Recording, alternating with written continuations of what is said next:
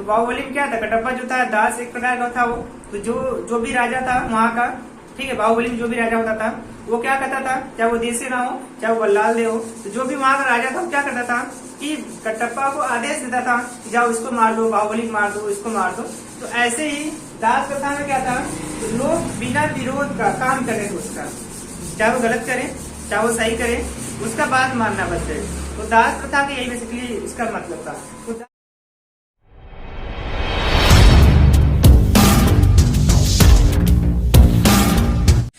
Hello दोस्तों, जय हिंद, वंदे मातरम। आज हम पढ़ेंगे मुगल एम्पायर। तो मुगल एम्पायर का आज जो पढ़ेंगे थर्ड पार्ट पढ़ेंगे, ठीक है। तीसरा पार्ट आपका रहेगा अकबर, ठीक है, अकबर। तो आज पूरे अकबर के बारे में बात होगा। आप इतना जानिए कि जो अकबर था, ठीक है, ये महान शासक था, ठीक है। तो ये आप लोग पॉइंट नोट करिएगा। अकबर क्या था, महान शासक था। और महान शासक क्या है, सभी इतिहास ये आपका गवाह है।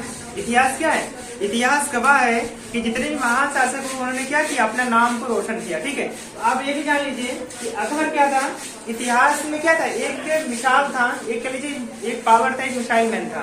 तो अगर हम बात करते हैं पूरी हिस्ट्री में, तो सबसे अधिक किसी ने शासन किया, किसी राजा ने अपना शासन किया, वो कौन किया, अकबर ने किया, ठीक है। तो अकबर का जो शासन काल आपका है 1556 से लेकर 1605 तक का। कहने मतलब है कि सबसे अधिक, ठीक है, अगर कोई भी शासक सबसे अधिक शासन किया है वो किसने किया, अकबर ने किया। कितने ईयर किया, 49 ईयर, ठीक है, 49 साल, 49 ईयर शासन करना ये कोई मामूली बात नहीं होती है। तो पूरे इतिहास में कहीं पर भी आपको ऐसा नहीं मिलेगा व्यक्ति जिसने खुद अकेले क्या को, ठीक है, 49 साल तक शासन किया हो। पूरे हिस्ट्री में आप कहीं नहीं पाएंगे कि कोई ऐसा राजा होगा जिसने अपने क्या किया हो, अब शासन अपना क्या किया हो, 49 ईयर किया हो, मतलब 49 साल तक किया हो। तो ये बहुत बड़ी बात है कि 49 साल तक क्या करना, शासन करना। तो आज हम जानेंगे कि अकबर ने क्या ट्रिक अपनाया, अकबर ने क्या किया और अकबर ने कैसे किया। तो उसने शासन किया कितने वर्ष तक, 49 साल तक। तो पूरा एक अकेला व्यक्ति नहीं है, दो व्यक्ति है पूरे मुगल वंश के, ऐसे दो महान जो है राजा जिन्होंने क्या किया, 49 साल तक राज किया। 49 साल तक अकबर ने भी राज किया। आप लोग नोट करिएगा, ये भी क्वेश्चन एसएससी में पूछा गया है कि ऐसा कौन सा वंश या फिर ऐसा कौन सा मुगलिया वंश है जिसने सबसे ज्यादा राज्य किया। तो सबसे ज्यादा राज्य किसने किया, अकबर ने किया। एक नाम और आता है उभर के, कौन आता है, औरंगजेब। बात समझिए ध्यान से। औरंगजेब क्या करते हैं, औरंगजेब ने भी 49 साल तक ही राज किया। लेकिन अभी हम बात सिर्फ किसकी करेंगे, अकबर का। तो अगर क्वेश्चन में दिएगा कि सबसे ज्यादा शासन कौन किया, तो अकबर ने किया, ऑप्शन में रहेगा, या तो औरंगजेब रहेगा, कोई दो रहेगा, दो में से कोई एक रहेगा, ठीक है। अभी हम बात कर लेते हैं इसी अकबर का। अब यहाँ पे आप लोग थोड़ा पॉइंट नोट करिएगा, अकबर का जो शासन काल था वो आपका 1556 से लेकर 1605 में था। बात समझ में आ रही है। अकबर का शासन काल क्या था, 1556 से लेकर 1605 तक था। इसने क्या ट्रिक अपनाया वो देखिए, इसने फॉर्मूला ये अपनाया कि देखिए इसका रीजन क्या था, कैसे इन्होंने शासन किया वो जान लीजिए। इससे पहले जो अकबर के पिता था हुमायूं, वो क्या थे, जब हुमायूं का आप लोग जानते हैं, हुमायूं मृत्यु कब हुई थी, आप लोग पता ही है कब हुई थी, 1556। बात समझिएगा ध्यान से। 1555 में के बाद 1556 जैसी मृत्यु हुई थी, उसी समय से क्या हुआ, अकबर का शासनकाल चालू हो गया था। लेकिन उस समय क्या था, अकबर छोटा बच्चा था। बस समझ आ रही है, छोटा बच्चा था। और कितने ईयर्स का था, कितने ईयर्स का था, यहाँ पे ध्यान से, 14 फरवरी 1556 ईस्वी पंजाब में इसकी क्या हुआ, राज्याभिषेक हुआ। कहने मतलब इसमें ध्यान से है कि इसने क्या किया कि मतलब 14 फरवरी 1556 में, कहने मतलब 14 फरवरी 1556 इसने क्या किया, पंजाब में क्या किया, करनौल में अपना क्या किया, राज्याभिषेक करवाया। उसके बाद इसने क्या किया देखिए, इसके बाद क्या किया, इसने शिक्षक लिया। कहने मतलब ये हुआ, इसने एक ट्रेनिंग पीरियड लिया पूरा। क्या क्या लिया इसमें, पहला लिया अब्दुल लतीफ, जो इसका टेन्योर था, जो इसका शासक था, इसका शासक मतलब इसका अकबर का एक शिक्षक था, एक टीचर था, किसने, कौन था वो, अब्दुल लतीफ, ठीक है। बात समझ यहाँ तक, ठीक है। अब ध्यान से आप समझिए, ध्यान से आप यहाँ पे क्या है, आपको बेसिक याद रखना है। पहला काम ये रखना है कि मुगल एम्पायर का, जो मुगल एम्पायर है उसका थर्ड मतलब तीसरा शासन कौन था? अकबर था। इसका शासन काल कब से कब था? 1556 से लेकर 1605 ईस्वी तक था, ये था। इसके बाद हम बेसिकली बात करते हैं इसका जन्म। तो अकबर का जन्म कब हुआ था? 15 अक्टूबर 1542 में हुआ था। कहाँ हुआ था? अमरकोट, एक अमरकोट स्थान वहां पे हुआ था, ठीक है। अब इनके पिता कौन थे? इनके पिता तो हुमायूं थे, हुमायूं उनके क्या थे? फादर थे। अब बात ये आती है कि जब करने मतलब जब इनकी पिता की डेथ हुई थी 1556 में, तो उस समय अकबर क्या थे? 14 वर्ष की अवस्था, मतलब छोटे बच्चे थे, 14 वर्ष के। तो 14 वर्ष का बच्चा शासन नहीं कर सकता है, इसके लिए क्या किया गया? कुछ कैटेगरिया बनाया गया, कुछ उसके टाइप बनाए गए प्रशासन करने का, शासन करने का। तो कौन कौन शासन बनाए वो जानिए ध्यान से। तो पहला काम ये होगा, जब इनके पिता हुमायूं डेथ हो जाती है, तो अब उसके बाद क्या होता है कि अकबर का क्या होता है? राज्याभिषेक करवा दिया जाता है। यहाँ तक बात क्लियर है? करने मतलब जब जैसे हुमायूं की मृत्यु होती है 1556 में, उसी समय क्या होता है? अकबर का क्या होता है? राज्याभिषेक उस साल में करा दिया जाता है। अब इसके बाद मेन बात ये बात है आपको कि इनका जो राष्ट्राभिषेक था 14 फरवरी 1556 ईस्वी में कहाँ हुआ था? पंजाब के कलानौर स्थान पर था, कलानौर, ठीक है। पंजाब का जो है वहां पे कलानौर का स्थान वहां पड़ता, वहां पे उनका क्या हुआ था? राज्याभिषेक हुआ था। मेन पॉइंट ये दिखाता है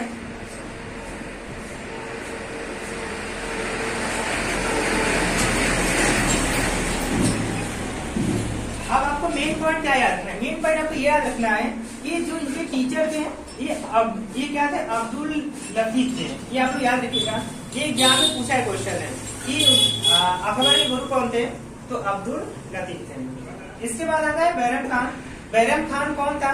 तो बैरम खान जो बेसिकली था वो आपका वो अकबर का संरक्षक था। जिसे अकबर जो थे अभी छोटे बच्चे थे, तो उनको देखभाल करने के लिए, उनकी सुरक्षा के लिए, उनकी बॉडीगार्ड के लिए कोई चाहिए, तो उसको किसको बनाया गया था? बैरम खान। बैरम क्या किया था? एक प्रकार का संरक्षक था। संरक्षक का मतलब होता है कि उनका सेनापति था, ठीक है। पूरा जो भी कार्यभार रहेगा सेनापति अपना दिखेगा। फिर किया था, ध्यान से समझिएगा, फिर क्या हुआ? पानीपत का द्वितीय युद्ध हुआ इसी बीच, ठीक है। देखिए ध्यान से, बहुत सारे पड़ाव हुए, बहुत सारे चढ़ाव हुए। उसी समय क्या हुआ? 5 नवंबर की बात है, 5 नवंबर 1556 ईस्वी की बात है। क्या हुआ? पानीपत का सेकेंड बैटल हुआ। बात समझ आई? प्रथम बैटल कौन लड़ा? पानीपत का प्रथम बैटल कौन लड़ा? बाबर ने लड़ा था। पानीपत का सेकेंड बैटल कौन लड़ा? अकबर ने लड़ा। ये आप लोग याद रखिएगा। फिर पानीपत का सेकेंड बैटल हुआ, कब हुआ? 5 नवंबर 1556 हुआ। अब इसमें याद रखने वाली बात ये है कि जब ये बैटल हुआ उस समय अकबर ने भाग नहीं लिया। बात समझिए ध्यान से।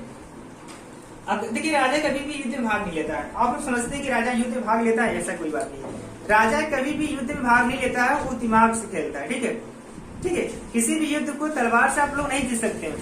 युद्ध को अगर जितना क्या होता है, तलवार काम नहीं करेगा, वहां पर क्या काम करेगा? दिमाग काम करेगा। बात समझ में आ रही है? इसीलिए कहा गया है किसी भी बैटल को लड़ने के लिए क्या चाहिए? तलवार की आवश्यकता नहीं है, दिमाग लगाओ, ठीक है। चलिए, तो अब ये बात आती है कि युद्ध में किसने भाग लिया? युद्ध में जो था सेनापति बैरम खान ने भाग लिया, ठीक है।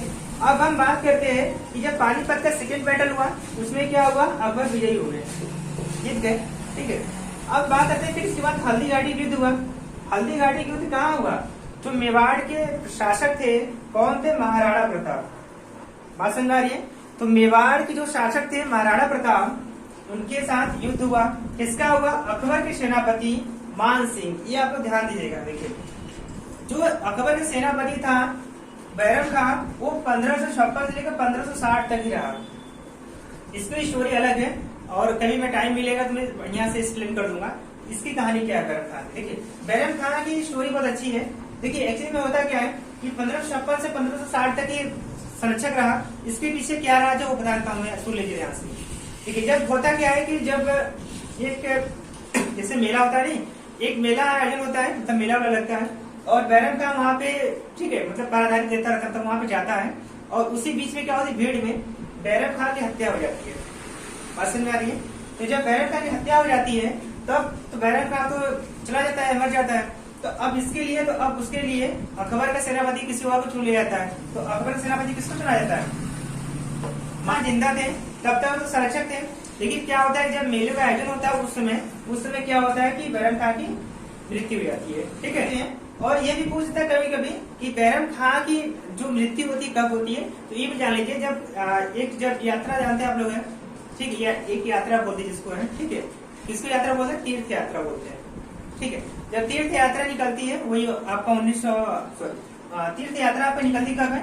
1956 1960 तो है। तो 1961 में एक ऐसा शासन काल आता है, मतलब कि 1961 में की बात है, जब एक क्या होती है तीर्थ यात्रा निकलती है, उसमें क्या होता है बैरम खां जाते हैं और पीछे से, ठीक है, मतलब लोग छुप कर क्या करते हैं, लोग छुप कर क्या करते हैं, बैरम खां की मार देते हैं। ठीक है, मार देते हैं यहाँ पे।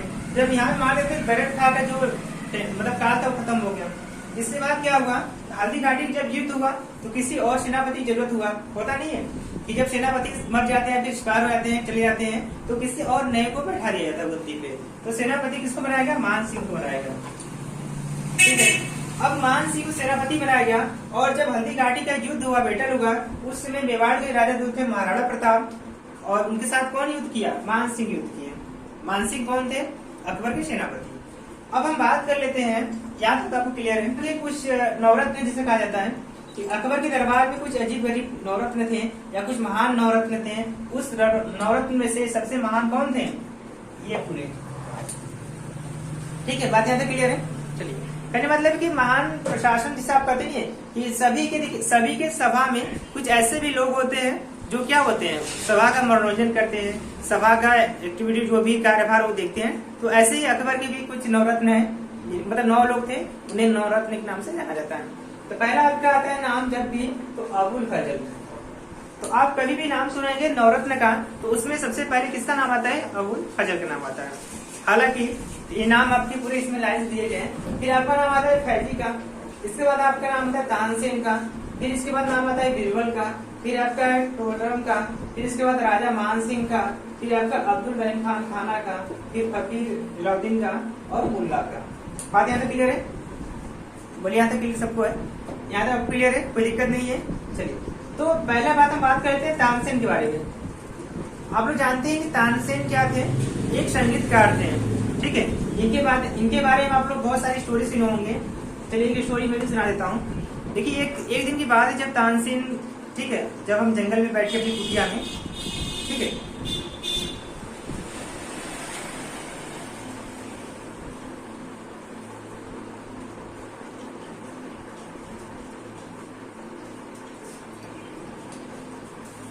देखिए ध्यान से, एक दिन की बात है जब, देखिए तानसेन क्या करते हैं, तानसेन बहुत प्रसिद्ध थे। आप लोग जानते हैं कि तानसेन एक ऐसा व्यक्ति था, लोग कहावते थे, ठीक है, लोग कहते थे क्या कि अगर तानसेन क्या करते थे, गाना गाते हैं तो बारिश होती है, ठीक है, और जितने भी जानवर होते हैं, हिरन होते हैं, पक्षी होते हैं, उनके पास चले जाते हैं। ये सब कहावतें उनके बारे में थी, तानसेन के बारे में। मतलब उनका संगीत में इतना भव्य नजारा था, उनके संगीत में ऐसी जादू थी कि लोग क्या करते थे, खींचे चले जाते थे। तो ऐसे बहुत सारे कहावतें हैं तानसेन के बारे में, वो सब है।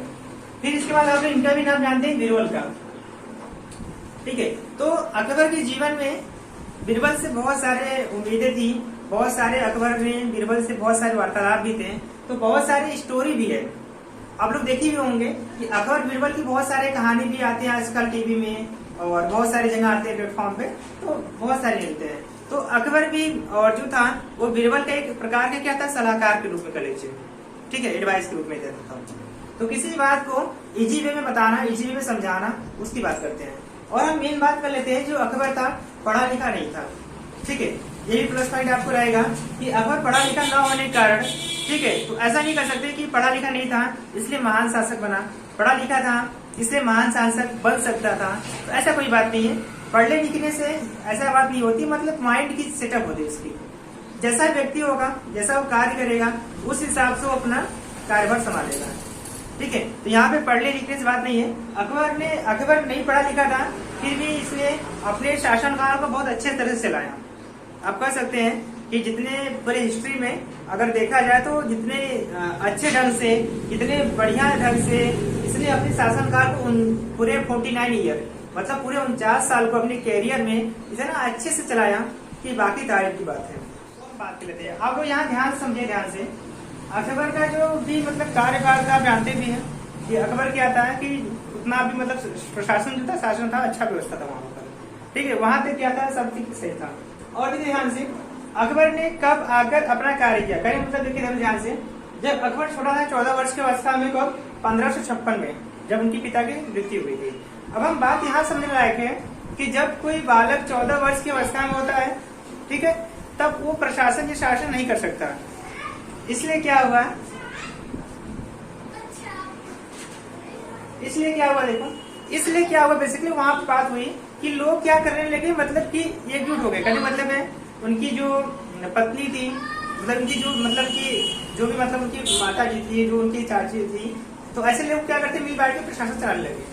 तो अब क्या हुआ, लेकिन जो अकबर जो था अपने कब क्या हुआ, अपनी एक्टिविटी कब उसने लाया, अब लाया 1662 नहीं 1562 से अकबर ने खुद से शासन करना कब शुरू किया। अगर कोई भी पूछेगा अकबर कब, क्या यहाँ पे मैंने लिखा भी था, देखिए यहाँ पे अकबर को हर मदद से मुक्ति कब मिली। तो इसका मतलब ये हुआ कि अकबर ने कब अपना प्रशासन खुद से करना शुरू किया। तो कब से करना शुरू किया, 1562 से, ठीक है। तो जैसे ही 1562 में आया, उसने क्या किया, पहला काम दास प्रथा का अंत कर दिया। कहने मतलब है कि दास प्रथा क्या होती है, यह हम जानेंगे उसको। तो जैसे ही इन्होंने आया, जैसे ही अकबर ने अपना क्या किया कि अपना हजरत महल को क्या किया, मुक्ति किया, फिर मुक्त किया गया। उसने क्या किया, अपनी फॉर्म में आया, उसने क्या किया, पहला काम क्या कहा कि दास प्रथा को हटा दो। दास प्रथा क्या होती है वो जान लीजिए पहले। तो दास प्रथा का मतलब ये होता है कि जब कोई भी व्यक्ति, किसी को आप पकड़ लो, ठीक, युद्ध में जैसे होता नहीं है, किसी राजा महाराजा को युद्ध में पकड़ लो और उसको अपना दास बना लो, ऐसा होता था। वहां की रानियों को पकड़ के अपने यहाँ लोग दास बना देते हैं, तो नौकरानी बना लेते, तो ऐसा होता था। तो यही बेसिकली यहाँ भी जो लाया गया कि उसने कहा कि अब से भैया कोई भी दास नहीं रहेगा किसी का, ठीक है, कोई भी किसी का क्या रहेगा, गुलाम नहीं रहेगा। बेसिकली सिंपल सी बात है, एक लाइन का सीधा जवाब है कि कोई भी किसी भी व्यक्ति का गुलाम नहीं रहेगा। बात समझ में आई, मेहनत करेगा, मेहनत का खाना खाएगा, मेहनत का कपड़ा पहनेगा, ये सब अपना काम वो करेगा, ठीक है। इसके बाद क्या हुआ कि देखो दास प्रथा होता क्या था, पहले आप जान लीजिए। दास प्रथा का मतलब ये होता था पहले कि लोग पहले क्या करते थे कि किसी को पकड़ लेते थे, उसको अपने अंदर ले लेते थे और उसको जो चाहे वो करवा देते अपना काम। बात ज्यादा क्लियर है। दास का मतलब ये हुआ कि हम जो कहेंगे वो करेंगे। जैसे आप लोग देखें बाहुबली, ठीक है, तो बाहुबली में क्या था, कटप्पा जो था दास एक प्रकार का था वो। तो जो भी राजा था वहाँ का, ठीक है, बाहुबली में जो भी राजा होता था वो क्या करता था, चाहे वो देसी ना हो चाहे वो बल्लाल दे हो, तो जो भी वहाँ का राजा था वो क्या करता था कि कटप्पा को आदेश देता था कि जाओ इसको मार दो, बाहुबली मार दो, इसको मार दो। तो ऐसे ही दास प्रथा में क्या था, तो लोग बिना विरोध का काम करे उसका, चाहे वो गलत करे चाहे वो सही करे, उसका बात मानना बस है। तो दास प्रथा का यही बेसिकली इसका मतलब था। तो दास प्रथा उसने क्या किया, अंत कर दिया और कहा कि भैया जो मर्जी जिसको है वो अपना काम करे, ठीक है। इसके बाद इसने क्या किया, तीर्थ यात्रा कर क्या किया, समाप्ति किया। करने मतलब है तीर्थ यात्रा कर, पहले क्या करते थे लोग, जब तीर्थ यात्रा करने लोग जाते थे तो उसे कर वसूला जाता था, पैसे लिए जाते थे।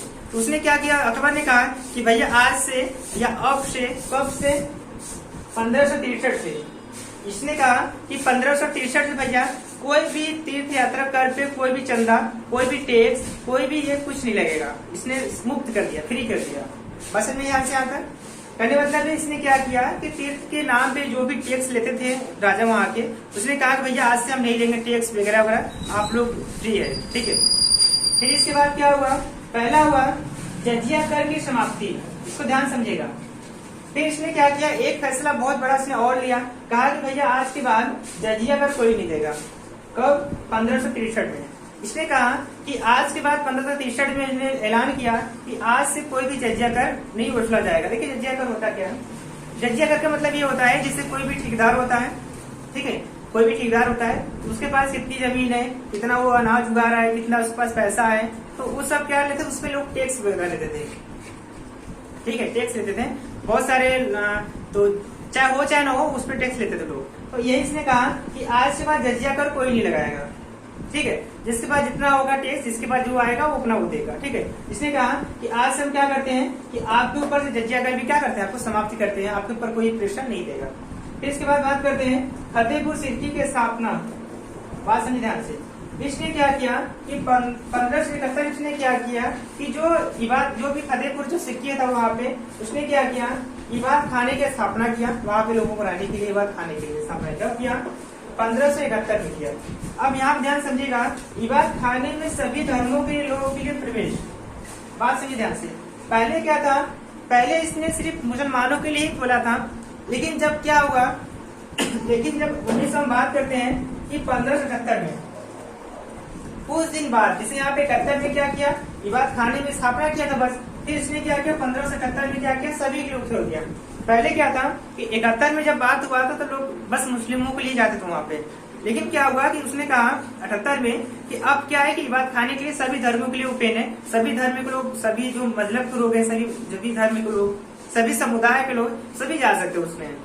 फिर जब ये बात हुई कब, 1578 में, 1578 में जब 1578 में यह बात हुई, तब क्या हुआ कि इबादत खाने में न तो मुस्लिम गए न ही हिंदू गए।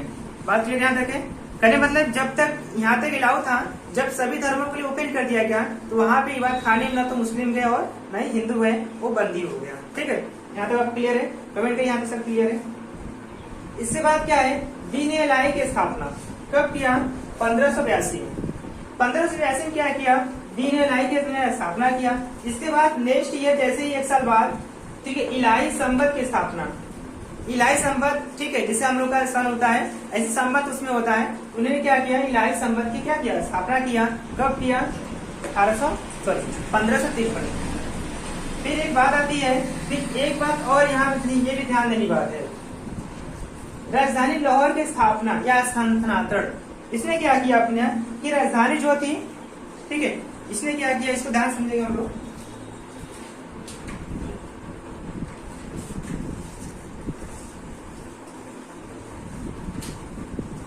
यहाँ तक क्लियर है। फिर इसने क्या किया, राजधानी लाहौर के स्थानांतरण किया या स्थानांतरित किया कब, 1588 में।